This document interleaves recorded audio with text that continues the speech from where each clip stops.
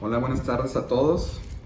El día de hoy nos encontramos aquí mediante esta herramienta tecnológica reunidos para platicar acerca de algunos temas de Derecho Procesal Constitucional en el seminario virtual de Derecho Procesal Constitucional. Y bueno, en este sentido quiero aprovechar el momento para agradecer la atenta invitación a dos de los coordinadores de este seminario y muy buenos amigos, el maestro Edgar Caballero y el doctor Giovanni Figueroa. Muchas gracias por la invitación, Edgar, muchas gracias por la invitación, Giovanni, y también felicidades por la iniciativa, porque dadas las condiciones actuales que privan en el mundo, pues verdaderamente es importante el poder utilizar las herramientas tecnológicas para seguir transmitiendo ideas y pensamientos en todas las materias, ¿no? Por lo que toca a nuestros temas, pues el derecho procesal constitucional. Muchas felicidades por este seminario, en verdad,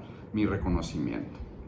Y bueno, para ir entrando un poco en materia, el día de hoy les voy a platicar, o de lo que vamos a platicar, es de la reparación integral del daño dentro de la corriente doctrinal o jurisprudencial del Sistema Interamericano de Derechos Humanos. Pero bueno, antes de hablar del Sistema Interamericano, me gustaría comentar que en principio existe, valga la redundancia, el principio general de reparar el daño ilegítimo. Es decir, existe un principio general que dice que todo aquel que causa un daño ilegítimo está obligado a repararlo. Y lo podemos encontrar en diversa normatividad, tanto en el plano nacional, en el plano internacional y desde luego en el plano del Sistema Interamericano de Derechos Humanos, es decir, dentro del bloque de convencionalidad del Sistema Interamericano. Y bueno, nada más para efectos de ir contextualizando, podemos decir que en el plano nacional encontramos, en el caso mexicano, en nuestro Código Civil Federal, el artículo 1910 establece lo siguiente, dice: el que obrando ilícitamente o contra las buenas costumbres cause daño a otro, está obligado a repararlo, a menos que demuestre que el daño se produjo como consecuencia de culpa o negligencia inexcusable de la víctima. ¿Ok? Entonces, en el plano interno mexicano y dentro del derecho privado tenemos ese principio general del que causa un daño, cuando es ilegítimo, tiene la obligación de repararlo. En el plano internacional hay algunos criterios ya establecidos. Por ejemplo, de suma importancia considero, el 16 de diciembre de 2005, la Asamblea General de Naciones Unidas expidió un documento denominado Los Principios y Directrices Básicos sobre el Derecho de las Víctimas de Violaciones Manifiestas de las Normas Internacionales de Derechos Humanos y de Violaciones Graves del Derecho Internacional Humanitario a interponer recursos y obtener reparaciones. Este documento, de nombre bastante largo por cierto, establece en su resolutivo noveno lo siguiente, dice: conforme a su derecho interno y a sus obligaciones jurídicas internacionales, los estados concederán reparación a las víctimas por las acciones u omisiones que puedan atribuirse al estado y constituyan violaciones manifiestas de las normas internacionales de los derechos humanos o violaciones graves del derecho internacional humanitario. Además, establece que esta reparación debe ser proporcional a la gravedad de la violación y al daño sufrido. Entonces, en este contexto internacional, la ONU ya a través de esta declaración ya establece también ese derecho que tienen las víctimas de violaciones manifiestas en sus derechos humanos y al derecho humanitario a recibir la reparación del daño en términos proporcionales al mismo. En el sistema interamericano ya existe una doctrina que ha venido evolucionando desde prácticamente los inicios de la Corte Interamericana de Derechos Humanos y que esta la fundamenta en los principios internacionales de responsabilidad estatal, así como en lo dispuesto por el artículo 63, apartado 1 de la Convención Americana de Derechos Humanos, que a la guisa dice lo siguiente: cuando decida que hubo violación de un derecho o libertad protegidos en esta convención, la Corte dispondrá que se garantice al lesionado en el goce de su derecho o libertad conculcados, Dispondrá asimismo, si ello fuera procedente, que se reparen las consecuencias de la medida o situación que ha configurado la vulneración de esos derechos y el pago de una justa indemnización a la parte lesionada. Luego entonces el 63.1 de la Convención Americana establece esta obligación de disponer una indemnización o una reparación a las víctimas por violación a sus derechos humanos. Ahora, ¿cuáles son las condiciones para la existencia de obligación a reparar? El mismo artículo 63, si lo desglosamos, impone al menos 3 condiciones para efectos de que se dé esta obligación de reparar. La primera, el haber decidido que hubo violación de un derecho o libertad protegidos por la Convención. Es decir, para que surta este derecho a la reparación, se tiene que haber llegado a la conclusión, una vez llevado a cabo todo el procedimiento de fondo y el análisis concreto que hace la Corte, tendrá que concluir que existe una violación a un derecho humano de la presunta víctima o de la víctima, y en consecuencia esto implica que para efectos de que surta el derecho a la reparación tiene que existir violación demostrada, violación manifiesta, violación que quede fija mediante el proceso jurisdiccional llevado ante la Corte Interamericana de Derechos Humanos. Segunda condición, que dicha violación sea imputable al Estado, porque el Estado tendrá que ser responsable en este sentido de acuerdo a los parámetros internacionales de imputación unitaria de responsabilidad. Es decir, el Estado tendrá que responder por la violación de derechos humanos de acuerdo a lo que se desprenda de las pruebas y lo que se demuestre en el proceso interamericano.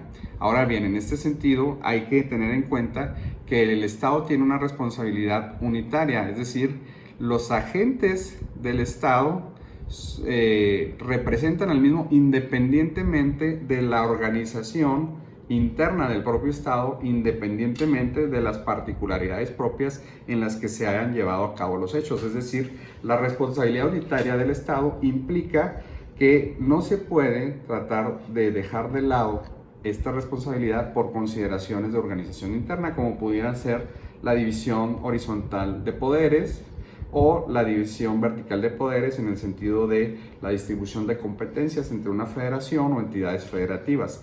Independientemente de dónde o a dónde pertenezcan los agentes responsables de la violación de derechos humanos, el Estado siempre será en su totalidad responsable internacional. También, otra cosa que es importante comprender en este punto, el Estado es responsable de las violaciones de derechos humanos cometidas dentro de su territorio, independientemente de si sus agentes actuaron conforme a derecho o se extralimitaron en sus facultades, o independientemente de si sus agentes fueron los que actuaron o fueron estas violaciones en razón de una omisión. Es decir, el Estado puede llegar a ser también responsable por violaciones de derechos humanos por omisión de conductas que, conforme a parámetros fijos establecidos por la normatividad internacional, concretamente en materia de derechos humanos, exijan un determinado actuar del Estado, como puede ser el caso que fue además paradigmático, el caso de González y otras contra el Estado mexicano, mejor conocido como el campo algodonero, en donde definitivamente el Estado adquiere una responsabilidad por la violación de los derechos humanos de las víctimas, mujeres desaparecidas en Ciudad Juárez, en virtud de la omisión en respetar y hacer efectivo el protocolo de desaparición de mujeres de acuerdo a la Convención de Belém do Pará. En este sentido, el Estado tenía reglas claras que seguir, tenía obligaciones para efectos de detener la impunidad en materia de desaparición de estas mujeres, y sin embargo hubo una inacción por parte de los agentes estatales y esas omisiones trajeron como consecuencia la responsabilidad internacional del Estado mexicano. Luego entonces tiene que darse, primero ya lo dije, una violación declarada manifiesta en el fondo de la sentencia de los derechos humanos, una imputación al Estado, y tercero, el tercer requisito para que se dé la reparación o el derecho a reparación es que exista un daño sufrido por la víctima y respecto del cual se demande reparación. Aquí este criterio tiene varias aristas, porque muchas veces la Corte Interamericana no establece el derecho de reparación en el fondo del asunto. Lo que establece es la violación del derecho humano de determinadas víctimas y en ocasiones puede ahí mismo hablar de la reparación o lo puede dejar precisamente a la etapa de reparaciones y costas. En este sentido, muchas veces la reparación no es tan clara, pero definitivamente lo que sí debe de haber es una víctima de la violación de derechos humanos y un daño comprobable, ya sea en el fondo o ya sea que el daño sea estudiado al momento de analizar la etapa de reparaciones y costas. En este sentido, es importante comentar qué es el concepto o cuál es el concepto de víctima para efectos del Sistema Interamericano de Derechos Humanos. La víctima, de acuerdo a los criterios de la Corte Interamericana de Derechos Humanos, se ha venido desarrollando de manera práctica, de forma tal que tenemos víctimas directas, víctimas indirectas o incluso víctimas colectivas o potenciales. Ya la Corte Interamericana ha establecido que las víctimas directas son las que de alguna manera reciben la lesión de sus derechos humanos en forma directa, pero también hay víctimas indirectas que también se ven perjudicadas, también reciben un daño en virtud de la violación de derechos humanos de una persona, por ejemplo, cercana, como puede ser un familiar. Es decir, en el caso ejemplar o a manera de ejemplo, en el caso de una desaparición forzada de personas, desde luego que la primer víctima del derecho humano es la persona desaparecida, ¿sí? Que pudiéramos decir que sería la persona lesionada en sus derechos. Pero también son víctimas los familiares por todo lo que implica el dolor, el sufrimiento y además muchas veces también una serie de violaciones propias a sus derechos humanos en materia de seguridad y de justicia, como pueden ser los derechos al debido proceso, los derechos a un recurso eficaz para la protección de derechos humanos, la discriminación, etcétera, etcétera, etcétera. Entonces estas víctimas son indirectas también, no son las que reciben la lesión en forma directa, pero también tienen el carácter de víctima. Y las víctimas colectivas generalmente se asocian a determinados grupos sociales, como pudieran ser comunidades étnicas, comunidades de pueblos originarios que se ven vulneradas en sus derechos patrimoniales, que se ven vulneradas tal vez por cuestiones de tipo discriminatorio y que son víctimas potenciales de un grupo o víctimas sociales colectivas, por decirlo de alguna manera. Entonces el concepto de víctima puede ser tan amplio como el caso lo amerite y de acuerdo al análisis que la Corte realice. Ahora, decíamos, como tercer condicionante para la reparación, que exista una víctima y que exista un daño.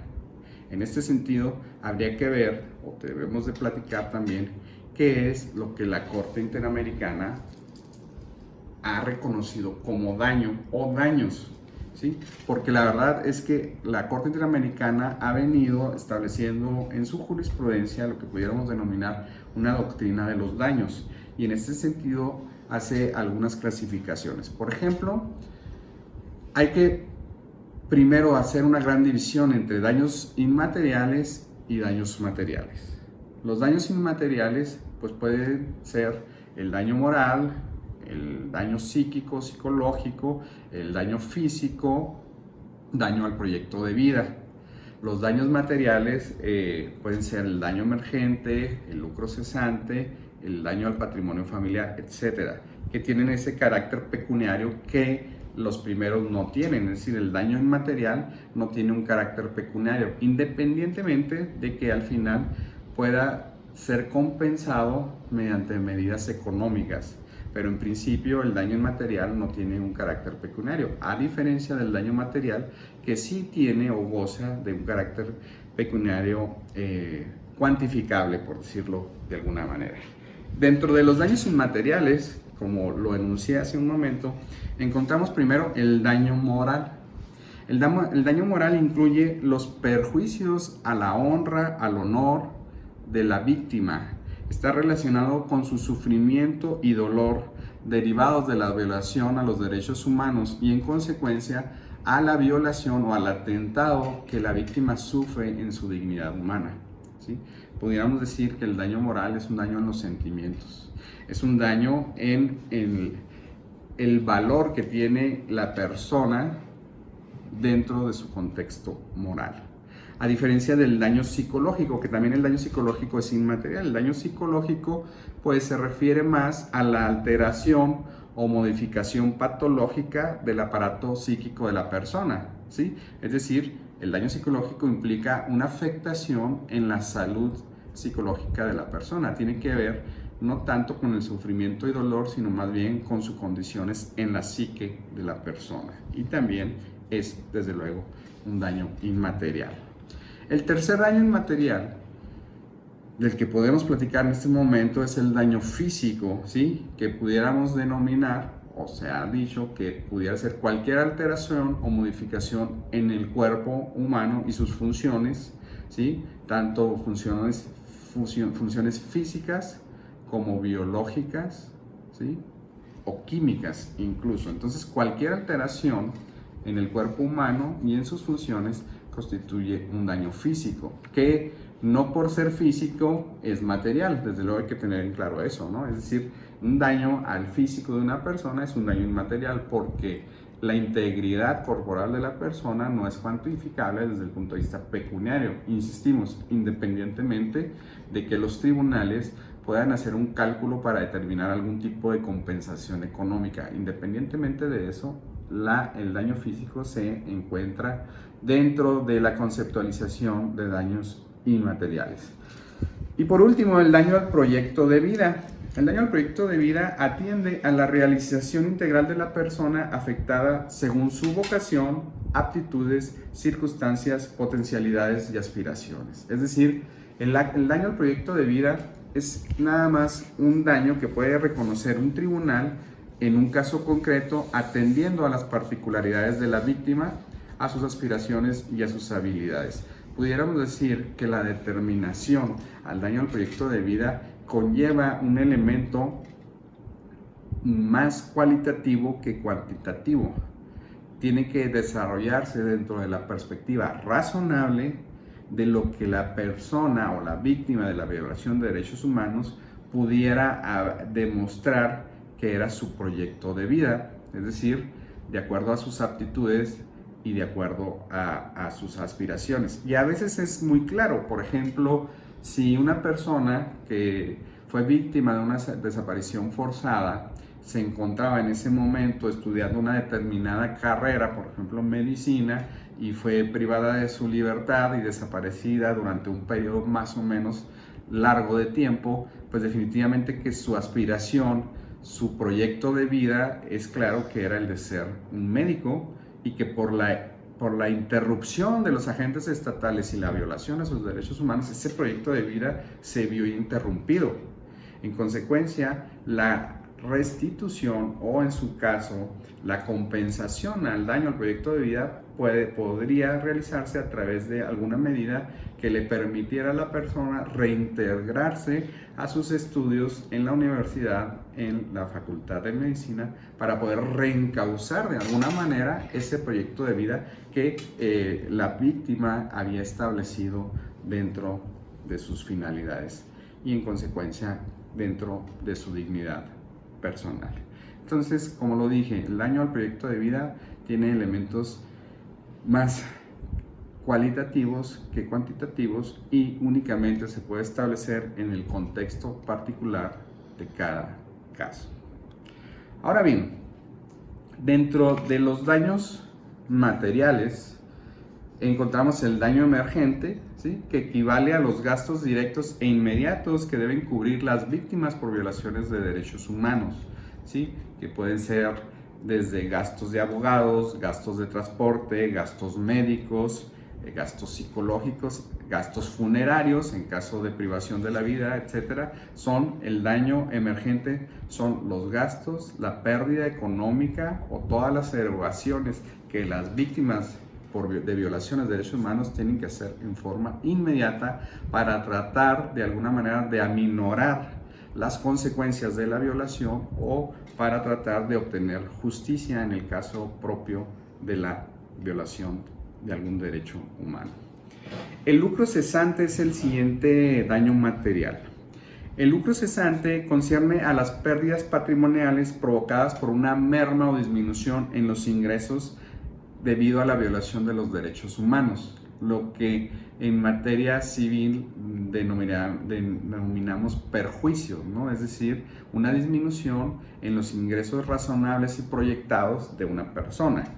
En este sentido, la Corte Interamericana de Derechos Humanos ha establecido criterios muy interesantes. Por ejemplo, el hecho de que una persona, para efectos de ser compensada en el lucro cesante, se podrá tomar en cuenta el salario del que gozaba en el momento en que fue dada la violación de derechos humanos, por ejemplo, en el caso de una desaparición forzada o incluso en el caso de la pérdida de la vida, se puede establecer en atención a la proyección de vida normal de esa persona en el lugar de su residencia. Por ejemplo, tal vez aquí en México, no tengo el dato exacto, pero posiblemente la proyección de vida de una persona puedan ser 75 años, y tomando en cuenta precisamente ese tiempo en atención al momento en que una persona pierde la vida, si por ejemplo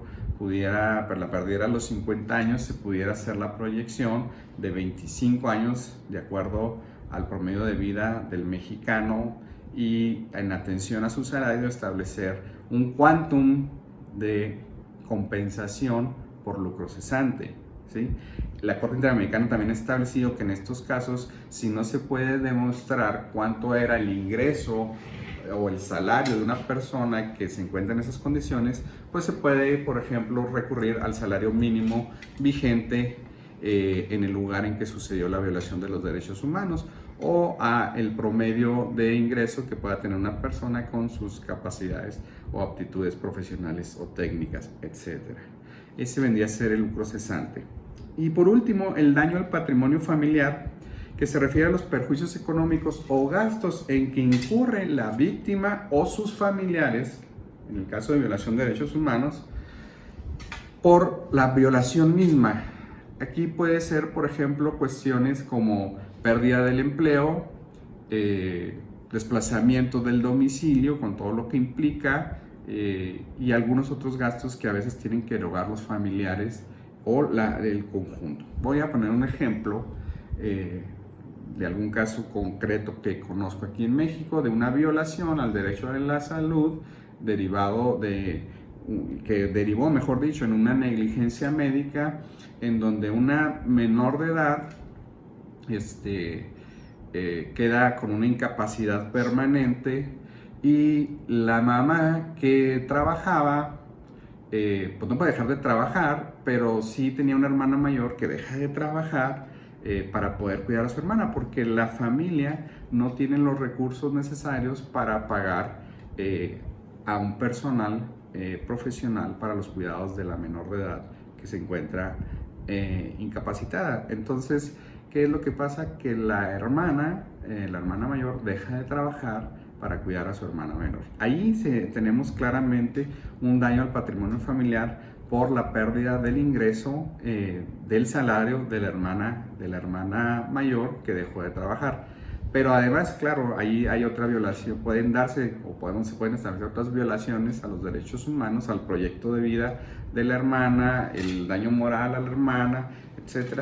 Bueno, son varias cuestiones que en cada caso concreto se tendría que valorar. Pero definitivamente, con motivo de las violaciones de derechos humanos, se impacta muchas veces no solo en la armonía moral de una familia, sino desde luego también en la armonía económica de la misma. En consecuencia, también la Corte Interamericana ha establecido o ha reconocido la existencia de este daño al patrimonio familiar.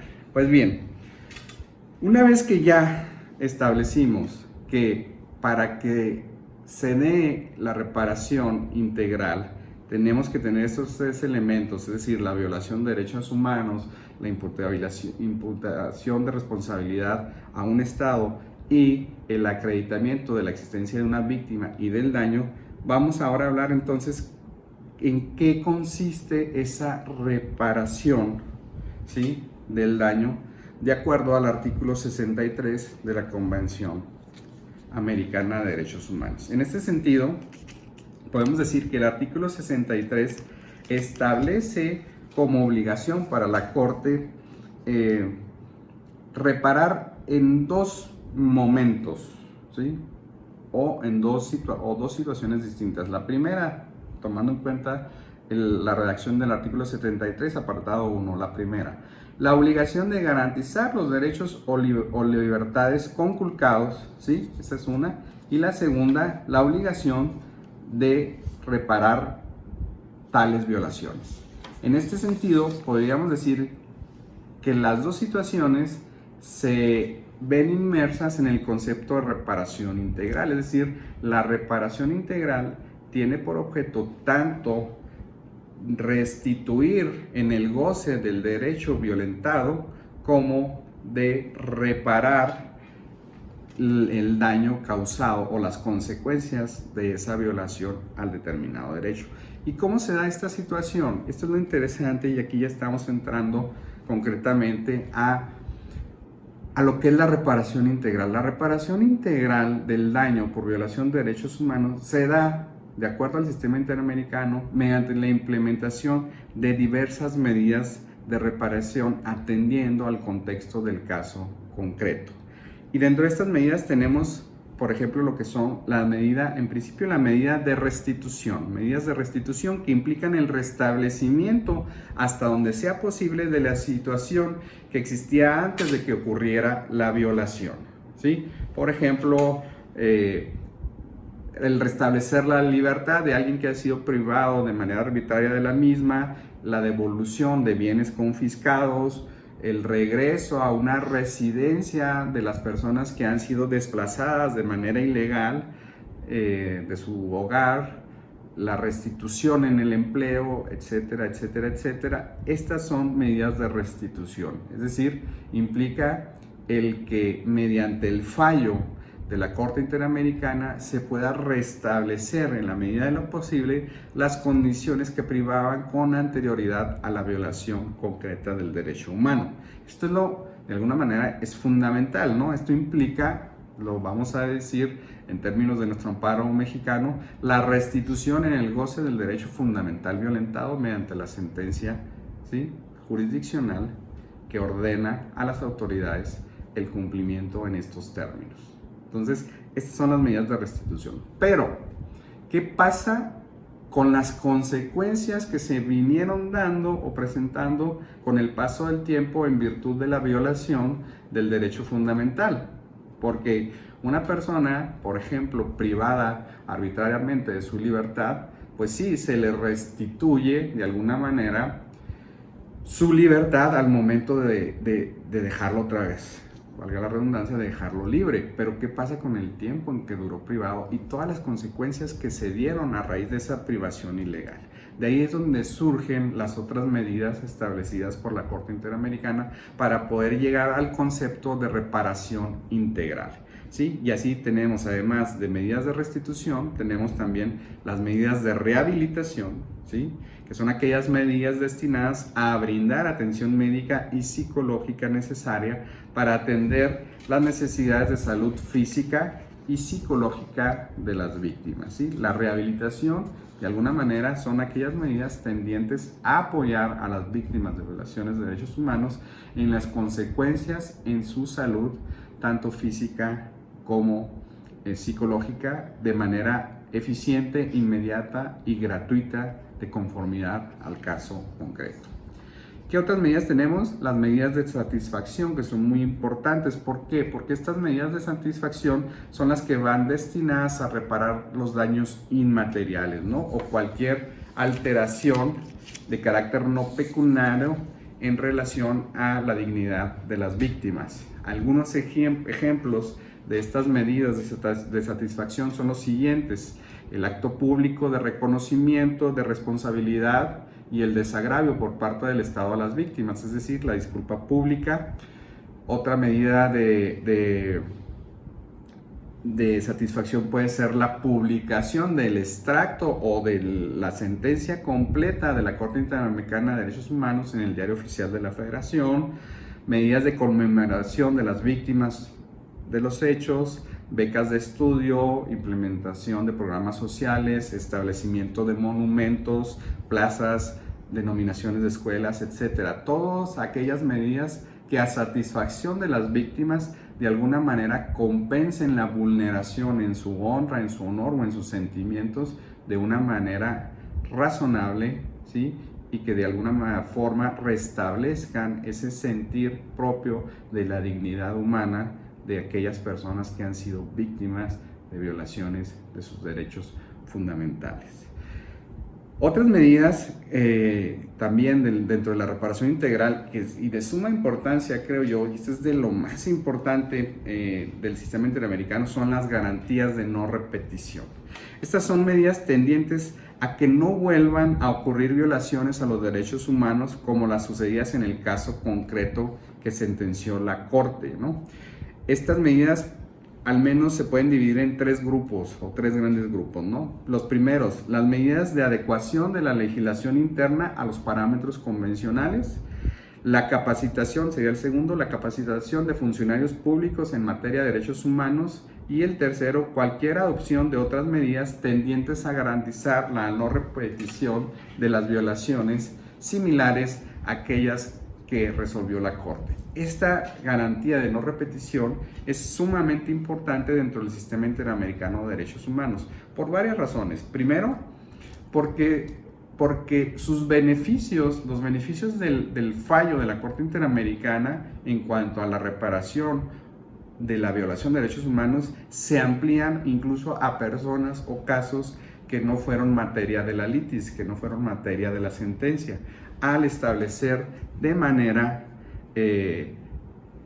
amplia la no repetición a esa conducta estatal que ha venido a constituirse en una violación de derechos humanos.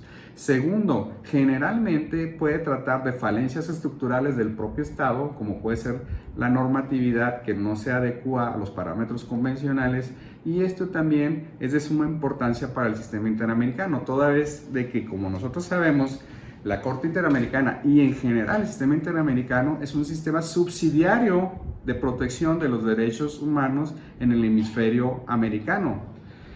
De forma tal que la Corte Interamericana de Derechos Humanos lo que hace es constituirse en la última palabra en materia de interpretación de la Convención Americana de Derechos Humanos y otros tratados americanos o interamericanos de derechos humanos para efectos de establecer su jurisprudencia y los criterios que deben de seguir los Estados miembros de la Convención y sobre todo aquellos que han aceptado la jurisdicción de la Corte Interamericana para efectos de realizar un control de convencionalidad interno. En consecuencia, estas garantías de no repetición, sobre todo por lo que toca a las medidas de adecuación de la normatividad interna a los criterios convencionales, son de suma importancia para ir construyendo o ir edificando un jus constitucional y común interamericano basado en los criterios de derechos humanos de nuestra Corte Interamericana y que todos los países miembros de la Convención tenemos la obligación de establecer hacia el interior de nuestro derecho. Entonces, estas garantías de no repetición son de suma importancia. Y por último, tenemos la obligación de investigar, juzgar y en su caso sancionar a los responsables de las violaciones de derechos humanos. Desde luego que estas medidas implican la obligación que tienen los agentes estatales o el Estado mismo de no dejar en impunidad las violaciones a derechos humanos. Implica la obligación del Estado de remover todos los obstáculos, tanto de facto como de jure, que impidan que se lleve a cabo una investigación puntual de los hechos de violaciones de derechos humanos y de aquellas responsabilidades de las personas que cometieron dichas violaciones. Implica un derecho de acceso a la justicia, un derecho a la verdad de las víctimas y sobre todo un reconocimiento, o más que un reconocimiento, una reestructuración del cumplimiento de las garantías o derechos fundamentales de acceso a la justicia, debido proceso o de acceso a un recurso judicial efectivo para hacer valer violaciones a los derechos humanos. Es decir, esta última medida pues está involucrada incluso con otros derechos fundamentales establecidos en la propia convención. Y bueno, todas estas medidas que así vimos de manera muy rápida, porque obviamente también tenemos el tiempo acotado, todas estas medidas forman parte de la reparación integral por violación a derechos humanos. Obviamente, ¿cuáles de ellas, si todas o algunas, se van a implementar? Esto es algo que la Corte Interamericana tiene que determinar en cada caso concreto en atención a lo que se haya demostrado durante el juicio respecto a las circunstancias de la víctima, al daño establecido y a la proporcionalidad en atención a la gravedad del mismo. Porque también lo que hay que comprender, sobre todo en materia de compensación económica, es que la Corte Interamericana ha establecido que la compensación debe ser tal que no implique ni pobreza o enriquecimiento injustificado para ninguna de las partes. En consecuencia, se deben atender a criterios de proporcionalidad y de justicia para efectos de determinar este tipo de medidas compensatorias. Muy bien, ya encaminándonos a la conclusión del tema, me gustaría hacer algunas reflexiones respecto a las implicaciones del concepto de reparación integral en el derecho interno y concretamente en el caso mexicano. En este sentido, me parece que tendríamos que hacer la reflexión desde dos perspectivas, ¿no? Primero, la perspectiva es ¿qué pasa con la obligación de reparar integralmente el daño cuando la Corte Interamericana nos lo obliga mediante una sentencia en la que se condena al Estado mexicano? Pues bien, en este sentido, lo que implica el cumplimiento de las sentencias de la Corte Interamericana para el Estado mexicano es pues obviamente una obligación de hacer y de cumplir. El Estado mexicano desde luego no puede de alguna manera revisar o modificar lo que la Corte Interamericana le ordene mediante alguna resolución de sentencia. Sin embargo, encontramos cosas interesantes que me parece importante comentar. Por ejemplo, en el caso mexicano, si bien como lo decimos, forma parte de la convención y ha aceptado la jurisdicción de la Corte Interamericana, tenemos que al momento de hacer efectivas las medidas que se establezcan en la sentencia, pues desde luego las medidas restitutorias generalmente me parece que son muy claras y que el Estado mexicano tiene la obligación de cumplirlas inmediatamente, y tal vez hasta ahí no haya mucho problema, al menos desde el punto de vista de la normatividad interna. Pero donde sí me llama la atención es en relación a las medidas compensatorias, sobre todo aquellas que tienen como consecuencia el pago de una indemnización. ¿Por qué digo esto? Porque en México esta parte se ha establecido en la Ley Federal de Responsabilidad Patrimonial del Estado, que en su artículo 2 dice lo siguiente, dice, son sujetos de esta ley tales, ¿no? Los poderes, todos los poderes del Estado, etc.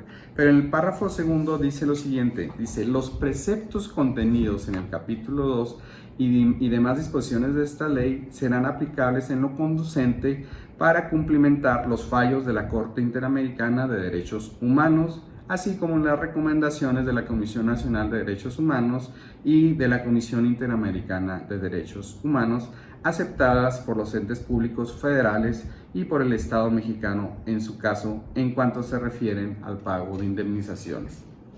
Muy bien, algunos comentarios que me merece esta regulación. Primera, en lo que toca a recomendaciones de la Comisión Nacional de Derechos Humanos o de la Comisión Interamericana, procederá el pago de la indemnización siempre y cuando sean recomendaciones aceptadas por el Estado mexicano o por las autoridades. Luego entonces tienen que ser aceptadas. No es el caso de una sentencia de la Corte Interamericana. Si estamos ante esta situación, se entiende, dada la redacción de la ley, que se aplicará el capítulo segundo de la misma y las disposiciones pertinentes. Ahora, ¿qué es lo que me parece cuestionable de esto? Que este capítulo segundo establece la manera de establecer el quantum del monto de la indemnización y, entre otras cosas, establece un tope, creo yo, de 20 salarios mínimos elevados al año, que realmente nos remite a la posibilidad de que cuando se establezca la solicitud del otorgamiento de la indemnización, en el procedimiento se pueda cuestionar el quantum establecido por la Corte, o incluso qué pasa si ese quantum es mayor al tope establecido por la ley. Me parece que en principio no hay problema, porque incluso en el caso del derecho interno ya la Suprema Corte de Justicia de la Nación estableció que el tope a la indemnización en materia de responsabilidad patrimonial del Estado es inconstitucional, porque no puede estar topado de antemano. Entonces me parece que ese mismo argumento o esa misma interpretación se tendría que dar en el caso de una indemnización ordenada por la Corte Interamericana de Derechos Humanos. Sin embargo, lo que sí no me parece es que tenga que entrar su pago, el pago de indemnización tenga que pasar por el tamiz del capítulo 2 de la Ley Federal de Responsabilidad Patrimonial del Estado, porque me parece que eso sería cuestionar una sentencia que desde luego ya constituye res judicata internacional y ya el Estado mexicano no está en condiciones de establecerlo. Ahora, como dice la ley que se le aplicarán también los demás artículos pertinentes, también nos surge la idea, ¿qué pasa si el Estado, cuando se plantea el pago de la indemnización conforme a la ley, se niega a hacerlo? Es decir, tendríamos que llevar a cabo un juicio ante el Tribunal de Justicia Administrativa, como lo marca la Ley Federal Ley Federal de Responsabilidad Patrimonial del Estado, porque si es así, pues permítanme decirle, eso es un contrasentido, porque como lo dije antes, ya tenemos una cosa juzgada internacional que obliga al Estado mexicano a compensar o a integrar esa indemnización. Entonces, me parece que la Ley Federal de Responsabilidad Patrimonial del Estado no es la vía idónea para establecer los mecanismos de cumplimiento de las sentencias interamericanas cuando de indemnizaciones se trata. Hasta ahí dejo el comentario. Ahora, otra reflexión es qué pasa en el plano interno, es decir, cómo impacta los criterios de reparación integral del sistema interamericano en el plano interno mexicano. Primero, podemos comentar lo siguiente. La Constitución, como ustedes bien lo saben, desde la reforma de junio de 2011 en materia de derechos humanos, establece en su párrafo tercero del artículo primero constitucional que todas las autoridades en el ámbito de sus competencias tienen la obligación de promover, respetar, proteger y garantizar los derechos humanos de conformidad con los principios de universalidad, interdependencia, indivisibilidad y progresividad. Perdón, ese es el párrafo segundo. El tercero dice, en consecuencia, el Estado deberá prevenir, investigar, sancionar y reparar las violaciones a los derechos humanos. Luego entonces hay una obligación constitucional de reparar las violaciones a los derechos humanos. Ahora la pregunta es, ¿cómo hacemos para que en México, incluso mediante un control de convencionalidad, se puedan reparar las violaciones de derechos humanos sin tener que llegar al sistema interamericano y a una resolución de la Corte Interamericana? Porque, como lo hemos dicho y como la misma Corte Interamericana lo ha dicho, es una corte subsidiaria, ¿sí? Es una corte extraordinaria. Lo que se debe hacer es un control de convencionalidad y lo que debemos hacer en cada estado miembro de la convención es aplicar los derechos y garantías de la convención en el plano interno. Ahora, ¿cómo se le hace en México? Aquí está la pregunta. Sabemos de antemano que el juicio protector de los derechos humanos en México por antonomasia es el juicio de amparo. Pero el juicio de amparo, en su artículo 77, establece lo siguiente: los efectos de la concesión del amparo serán fracción 2 concretamente. Bueno, fracción 1. Cuando el acto reclamado sea de carácter positivo, se restituirá al quejoso en el pleno goce del derecho violado, restableciendo las cosas al estado que guardaban antes de la violación. Entonces, tiene un efecto restitutorio, es decir, el amparo tiende a restituir en el goce del derecho o garantía violada. Pero, ¿qué pasa con la compensación y las otras medidas que integran la reparación integral, valga la redundancia, de la violación a un derecho humano o del daño?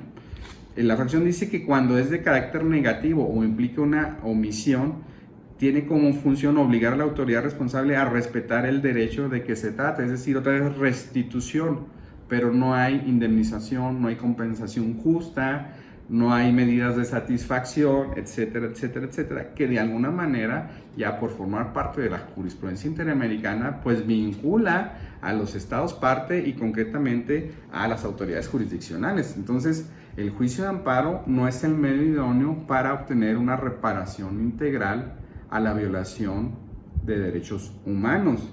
Y esto llama mucho la atención porque incluso dentro de la evolución de la doctrina de la reparación integral de derechos humanos en el sistema interamericano, muchos de los criterios no solamente estaban vinculados al artículo 63.1, sino al artículo 8, al artículo 25, que tenían que ver, como ustedes bien saben, con los medios procesales para reivindicar violaciones a los derechos humanos, ¿no? Para tener acceso a la justicia y con ello también tener acceso a una reparación. Y curiosamente, pues nuestro medio procesal idóneo en México, o más efectivo, entre comillas, para la protección de los derechos humanos, es el juicio de amparo, y este no es un medio que nos sirva para obtener algo más allá de la restitución en el goce del derecho conculcado. Entonces, ¿qué es lo que hizo el Estado mexicano para efectos de cumplir con esta obligación de reparación de los derechos humanos? Pues expidió la Ley General de Víctimas, que en términos generales me parece un gran avance dentro del derecho mexicano, que desde su artículo primero pues establece que esta ley se expide con fundamento en lo que establece el párrafo tercero del artículo primero, es decir, definitivamente se refiere a la reparación del daño sufrido por violación de derechos humanos. Además, la Ley General de Víctimas establece que las reparaciones o las indemnizaciones a las que se refiere se darán a las víctimas de delitos y a las víctimas de violaciones manifiestas de derechos humanos. Entonces, es un avance, ¿sí? Otro avance que tiene la Ley General de Víctimas es que en el mismo artículo primero de la ley, en el párrafo tercero, establece que la reparación integral comprende las medidas de restitución, rehabilitación, compensación, satisfacción y garantías de no repetición en sus dimensiones individual, colectiva, material, moral y simbólica. Como ustedes pueden ver, la Ley General de Víctimas incorpora las medidas o varias de las medidas que implican la reparación integral del daño por violación de derechos humanos del sistema interamericano, lo cual, como lo he venido diciendo, es un gran avance. ¿Cuál es el punto que no me queda muy claro de la Ley General de Víctimas? Que cuando uno la estudia o la lee, como que queda de alguna manera muy difuso de quiénes o en qué casos se puede demostrar la violación de derechos humanos que amerite una indemnización en términos de la propia ley, porque en principio parece que va muy encaminada a las violaciones, o mejor dicho, a las víctimas de delitos o de violaciones graves de derechos humanos. Y esta es una bifurcación que en lo particular me parece negativa, porque a veces pareciera que existen derechos humanos de primer nivel o de segundo nivel. Y claro, se entiende, ¿no? Una desaparición forzada es una violación gravísima de los derechos humanos que desde luego requiere una atención especial. Pero en ocasiones también, por ejemplo, una vinculación a proceso con prisión preventiva arbitraria, violentando el debido proceso, pues también es una violación a un derecho humano que tal vez no tenga un impacto tan fuerte, pero que desde luego trae un daño físico, moral, o sea, físico en el sentido psicológico, tal vez, moral en el sentido del honor o la honra de la persona, que arbitrariamente es vinculado a un proceso con prisión preventiva, económico por el lucro cesante, por la pérdida del empleo, un daño familiar, un daño a la armonía, etc. ¿Y qué sucede en estos casos? La misma Ley General de Víctimas dice que tratándose de prisión preventiva, cuando hay violación a los derechos humanos, procederá incluso cuando haya error judicial, así lo dice, pero establece siempre y cuando lo determine la autoridad judicial. Y ese siempre y cuando lo determine la autoridad judicial me parece que todavía está como que muy difuso, porque no dice cuál autoridad judicial. A manera de hipótesis yo diría que si una persona es privada, o mejor dicho, es vinculada arbitrariamente a un proceso en donde además se le impone como medida de precaución la prisión preventiva, y esto se hace violentando derechos fundamentales del debido proceso, y se lleva a cabo un juicio de amparo que tarda 4, 5, 6 meses en resolverse y le da la razón al quejoso, lo restituye en el goce y establece la violación al debido proceso en el caso concreto. En ese sentido tendríamos que esta persona fue víctima de una violación al debido proceso que tuvo unas repercusiones que no solamente se van a reparar por la simple restitución en el goce de su libertad, porque eso está bien, pero ¿qué pasa con esos 6 meses, 8 meses de su vida? ¿Qué pasa con el lucro cesante? ¿Qué pasa con el daño moral? ¿Qué pasa con el daño a la familia? ¿Qué pasa con el daño a la honra? Entonces, la pregunta sería, ¿basta la sentencia concesoria del juicio de amparo para poder acudir ante el sistema de la Ley General de Víctimas para exigir una indemnización o compensación justa que implique una reparación integral del daño cometido? No me queda muy claro, pero desde luego que serán las autoridades jurisdiccionales mexicanas, precisamente las mismas autoridades jurisdiccionales en materia de amparo, las que tienen que ir integrando toda esta doctrina de reparación integral del daño en materia de violación de derechos humanos, para que la hagan consistente en el plano interno y no tener que acudir o tratar de acudir siempre al sistema interamericano, porque como lo hemos venido diciendo, el sistema interamericano es subsidiario. Entonces lo mejor es que ya en México a nivel interno los tribunales vayan tomando en cuenta estas medidas, ¿sí?, que integran la reparación integral del daño en cada una de sus resoluciones en las que encuentren violaciones a todos los derechos fundamentales de las personas, tanto reconocidos en sede internacional como en sede nacional. Hasta aquí sería mi reflexión. Espero que haya sido de interés y espero que nuestras autoridades jurisdiccionales vayan de alguna manera, como lo dije, implementando esta doctrina de la reparación integral del daño en todas y cada una de las violaciones en materia de derechos humanos. Muchas gracias por su atención. Nos vemos.